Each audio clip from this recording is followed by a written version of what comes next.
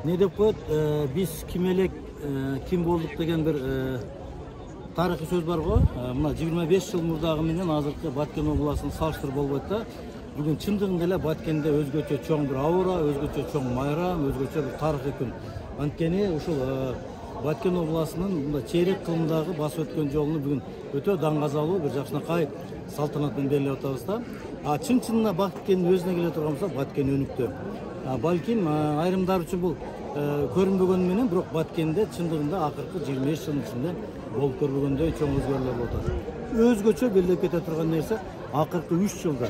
Мына акыркы 3 жылда Баткен областына 5000 жаранга үй же болбосо мындай 69 мында көп кабаттуу имараттар курулат деп атат. Мен башкасын эсептеген жокмун. Анын ичинде Баткендин ички инфраструктурасы, курулуп аткан көчөлөр, салынып аткан үйлөр, башкаларын эске албаганда аябай сонун өзгөрүүлөр болот. Эмне үчүн биз муну сыймык менен айтпашыбыз керек да? Анын ичинде ушул биздин Баткен таңы деген кез биз катар өтүп баратабыз. Албетте бул дагы өзүнчө бир тарыхый күн.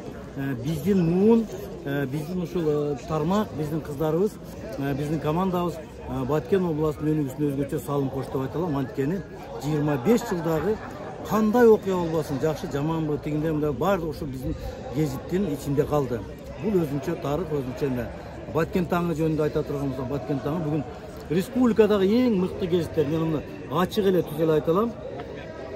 Республикалык Эркин тоо кыргыз туусунун катарында турган эң мыкты газетабыз. Мына биз бүгүн салтанатка карата өзүбүздү мынандай сонун мынандай биз түз жолдо, биз туура жолдо баратабыз деген президентибиздин сүрөтү менен, түздүү сүрөтү менен чыгарылган атайын чыгарылышты чыгардык. Мунун ичинде тарых, мунун ичинде цифралар, мунун ичинде түздүү сүрөттөр менен жазылган аябай мындай бир маанилүү фактлар. Бул биздин атайын чыгарылышыбыз, биздин урматтуу ар бир окурманыбызга жетет деген ойдобуз. Мен Баткен 25 жылдын кут болсун, дайыма жакшылыкта жолугушалы деген бир жакшы каалоо тилек менен сөзүмдү жыйынтайм. Бар болуңуздар, байрамыбыз кут болсун.